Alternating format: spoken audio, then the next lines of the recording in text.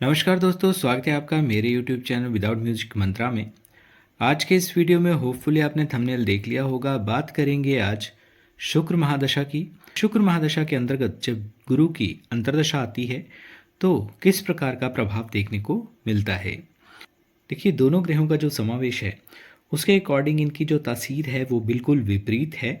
लेकिन नैसर्गिक रूप से शुभ होने के कारण चाहे गुरु ग्रह हों या शुक्र देव हों, जो जातक या जातिका जिनके ऊपर इन ग्रहों की महादशा या अंतर्दशा के रूप में दोनों ग्रहों का जो समावेश होता है, जो युति बनती है, उसका प्रभाव किस प्रकार का रहता है, उसके विषय में आज के इस वीडियो में हम जानेंगे। आगे बढ़ने से पहले शुक्रदेव और गुरु ग्रह के विषय में जान लेते हैं कि शुक्रदेव क्या हैं और गुरु ग्रह क्या हैं।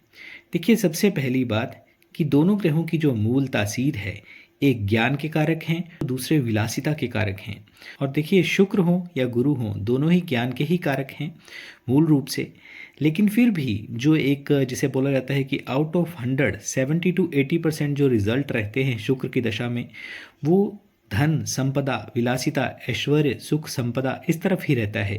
दूसरी तरफ जब गुरु की महादशा आती है तो व्यक्ति आध्यात्म की तरफ बढ़ता है, कई प्रकार के नए गूढ़ रहस्यों को जानता है। यदि किसी विषय से संबंधित पहले से जानकारी रखते हैं तो उसी ज्ञान में और ज़्यादा बढ़ोतरी स्वाभाविक रूप से होती चली जाती है। लेकिन फिर भी दोनों ग्रहों में देखिए वैचारिक मतभेद है। लेकिन यहाँ पर शनि मंगल सूर्य शनि जैसी स्थिति नहीं है।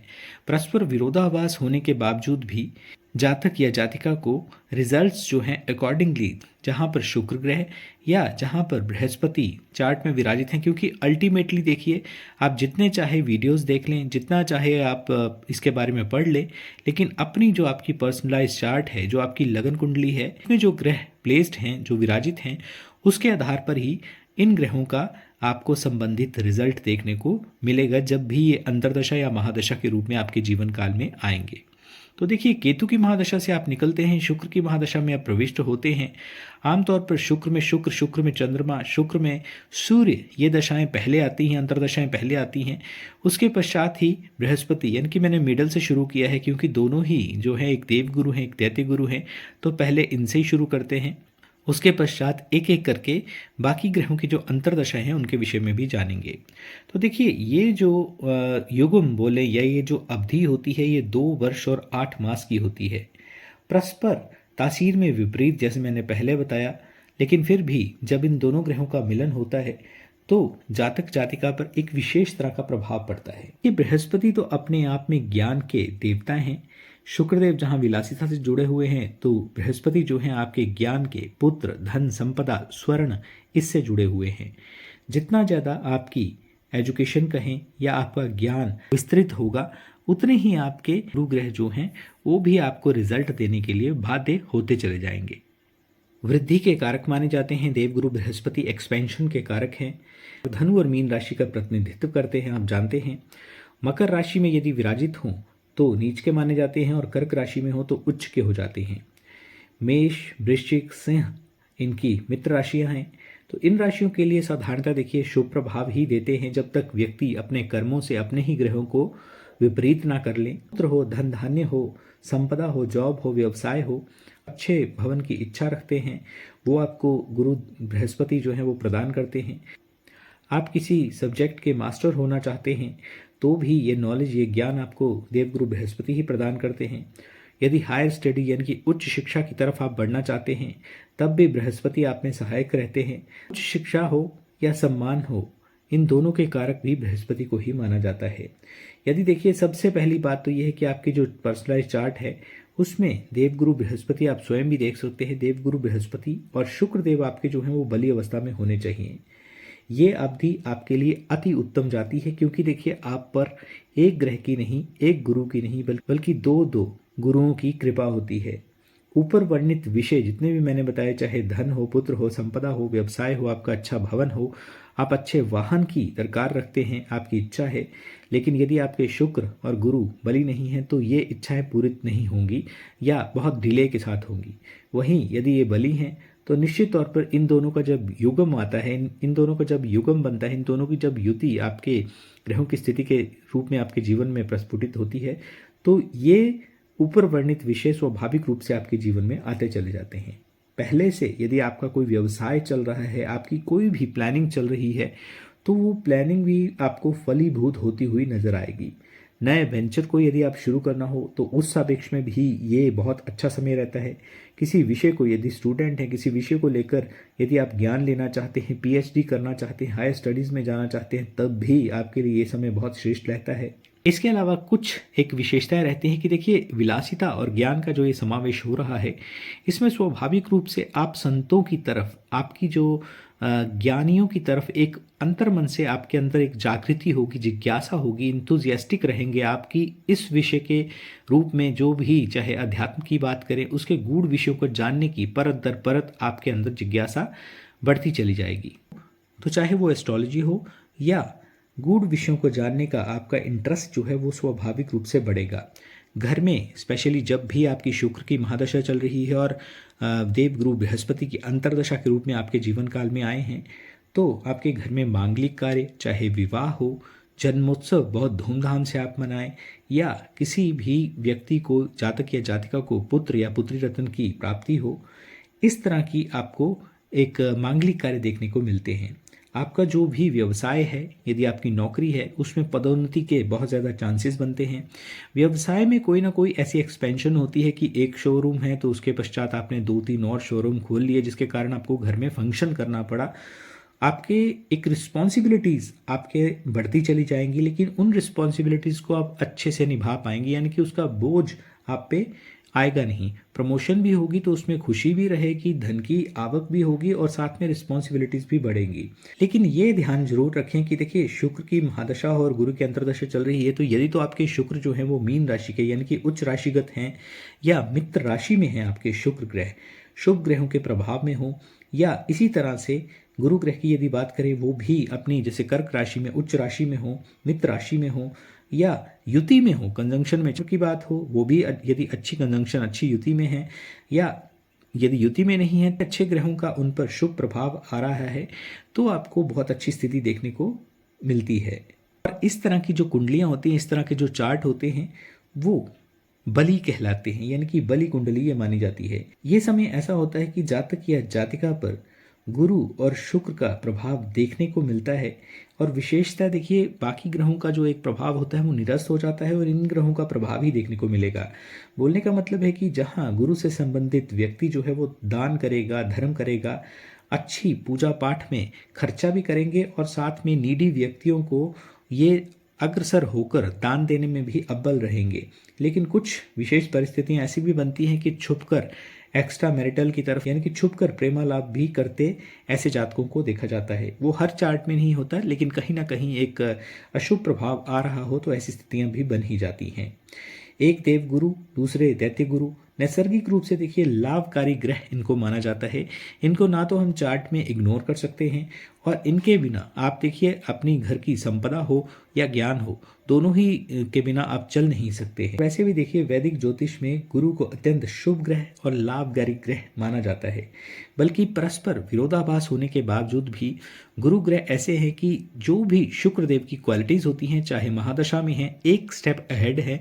जो कारक तत्व शुक्र के अधीन होते हैं उनमें एक्सपेंशन जो है वो देवगुरु बृहस्पति ही करते हैं। क्योंकि देखिए, बृहस्पति जो हैं वो एक्सपेंशन के कारक हैं, वृद्धि के कारक हैं। तो चाहे आपस में वैचारिक मतभेद है, लेकिन इसके बावजूद भी देवगुरु बृहस्पति शुक्र के प्रभाव को बढ़ाने में क्षमता रखते हैं।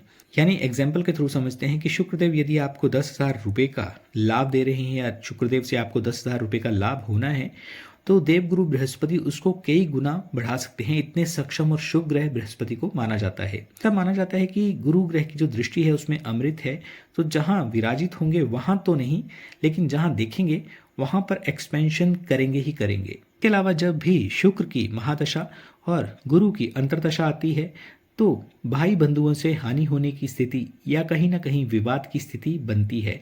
यदि पहले से ऐसी विवाद की स्थिति चल रही हो और शुक्र और गुरु जो हैं वो आपके चार्ट में यदि सही नहीं है, तो कहीं ना कहीं इस समय में आपको संबंधित उपाय भी करने चाहिए और समाज में अपमानित ना हो इस तरीके से व्यवहार करना चाहिए। यदि संभव हो तो कोर्ट केस वगैरह इस समय में नहीं लगाना चाहिए, क्योंकि यदि आपके शुक्र और गुरु की स्थिति अच्छी नहीं है तो इस पक्ष में आपकी ही हार होगी। वहीं यदि शुक्र और गुरु की अच्छी स्थिति है आपके चार्ट में, और इसके अलावा साथ में आप यदि समाज सेवा भी करते हैं, निर्धन परिवारों की हेल्प करते हैं, निर्धन कन्याओं का विवाह कार्य करवाते हैं, यानी कि किसी न किसी प्रकार के यदि आप शुभ कर्मों के साथ संलग्न हैं, कर्म जो भी आपने पीछे किए होते हैं उनका लाभ एक प्रसिद्धि के रूप में, एक फेम के रूप में आपके समक्ष आता है। ऐसा महसूस होता है, व्यक्ति जरूर ये महसूस करता है इस पीरियड में, स्पेशली जब भी शुक्र में गुरु की अंतर्दशा आती है। तो यदि स्थिति अच्छी हो ग्रहों की तो व्यक्ति महसूस जरूर करता है कि मैं सफल हो गया, मैं सक्सेसफुल हो गया। यदि बात करें आपके शत्रुओं की तो देखिए, शत्रु चाहे आपके ज्ञात हों या अज्ञात हों, आपके नोन हो या अननोन हो, आपके घर परिवार के हों या आपके कार्यक्षेत्र के, आपके जो कॉम्पिटिटर्स हैं उनकी बात हो, तो शत्रु जो हैं वो दंभित रहते हैं, दबे हुए रहते हैं। और यदि स्पेशली कोई कोर्ट केस का मुकदमा इस पीरियड में चल रहा हो तो थोड़ी सी पूजा या थोड़ा सा यज्ञ दान हवन पाठ पूजा करने के दौरान आपके और ग्रहों की शक्ति जो मिलती है उसके कारण आपका पक्ष बली होता है। और आप देखेंगे कि जो पक्ष कहीं ना कहीं इससे पूर्व में जो आपकी अंतर्दशा थी उसमें आप हार रहे थे, आप पीछे छूट रहे थे, वही स्थिति आपके पक्ष में आने लगती है, आप आगे बढ़ने लगते हैं। कुल मिलाकर ये चेक करें कि आपके जो बृहस्पति हैं वो कहाँ विराजित हैं। यदि मित्र राशि में है, उच्च राशि में है, कर्क राशि में है, यानी कि या केंद्र में विराजित हो, या जिसकी दशापति, यानी कि जैसे बृहस्पति की स्थिति हम देख रहे हैं तो शुक्र की जो स्थिति है, दशापति जो है वो शुक्र हुए, तो दशापति से कितने भाव आगे यदि शुभ भाव में बैठे हुए हैं, जैसे कि 9वें या 5वें भाव में बैठे हों, तो श्रेष्ठ ही श्रेष्ठ है।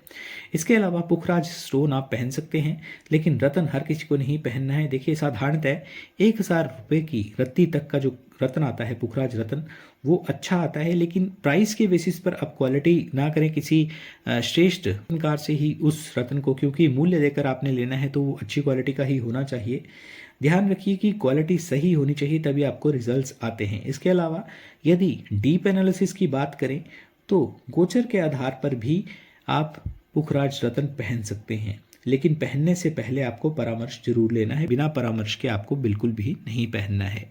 शुक्र की महादशा चल रही हो और गुरु की अंतर्दशा हो तो देखिए, ये जरूरी नहीं है कि आपके लिए शुक्र, क्योंकि दोनों में से एक आपके लिए कारक होंगे, और यदि स्थिति अच्छी हो यानी कि गुरु आपके लिए कारक हो या अच्छे स्थान पर हो तो आप पुखराज रत्न भी पहन सकते हैं।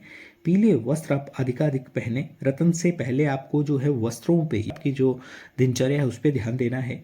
तो पीले वस्त्र आप अधिकाधिक पहन सकते हैं, पीले चादर का आप प्रयोग कर सकते हैं, कर्टन्स का प्रयोग कर सकते हैं। चने की जो दाल है वो हर गुरुवार को आपको अपने घर में बनानी है। यदि आपके देवगुरु बृहस्पति वृषभ, मकर, कुंभ, मिथुन, तुला या कन्या में हो तो साधारणतः यहाँ पर जो एक प्रभाव आता है, मध्यम से तीव्र अशुभ प्रभाव मिलते हैं, जो कि आपको कमज़ोर स्वास्थ्य दे सकते हैं। हेल्थ इश्यूज यानी कि हेल्थ, वेल्थ और एजुकेशन से व्यक्ति दुखी और डिप्रेस्ड रहता है। पिता से कहें या समाज से कहीं ना कहीं विरोध बढ़ता है। पेट के, स्टमक के रोग होने की प्रोबेबिलिटी बढ़ती है, क्योंकि वेट भी इसी पीरियड में बढ़ता है।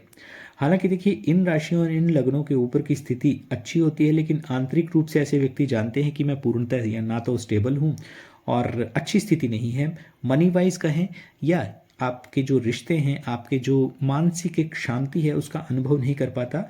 यदि ऐसी स्थिति होगी तो बाहर वाले लोगों को लगेगा कि आप अच्छे हैं, लेकिन आंतरिक रूप से आपको नेगेटिविटी ही महसूस होगी। यदि प्रोफेशन की बात करें तो कार्यभार अधिक होगा, लेकिन उतना रिटर्न मिल नहीं पाएगा। नेगेटिव रिजल्ट्स अधिक हों तो देखिए, रतन ना पहने और गुरु के तांत्रिक मंत्र का प्रयोग जरूर करें। तांत्रिक मंत्र यानी कि ओम ग्राम ग्रीम ग्रोम से गुरुवे नमः, इस मंत्र का आपको हल्दी की माला से या रुद्राक्ष की माला से जाप करना है। 1 माला या एटलीस्ट 3 माला जरूर करें। सोना हो गया, शक्कर हो गया, हालांकि संभव नहीं है आज का जो कॉस्ट चला हुआ है जैसे गोल्ड की, तो सोना, शक्कर, चने की दाल, पीला कपड़ा, हल्दी या धार्मिक साहित्य, ये अपनी जो भी आपकी क्षमता है उसके अकॉर्डिंग आप मंदिर में या दीनहीन किसी गरीब व्यक्ति, नीडी व्यक्ति को जरूर दें। जो जैसे आपने धार्मिक वस्तुएं देनी है तो उनका वो मान भी करे, उनका पठन भी करे। सब करने पर आपको शुभ परिणाम ना मिले तो आपको अपनी ग्रहों की स्थिति देखनी चाहिए और अपनी जो दशा है उसको भी निश्चित तौर पर चेक करना चाहिए। संपर्क भी आप कर सकते हैं नीचे दिए हुए नंबर पर। महामृत्युंजय मंत्र और साथ में शिव सहस्त्र नाम, यदि इसका भी आप जाप करते हैं तो इस पीरियड में स्पेशली आपके लिए शुक्र की महादशा और गुरु की अंतर्दशा में जो भी अशुभ प्रभाव यदि आपको मिल रहे हों तो उनसे भी आपको निजात मिलती है।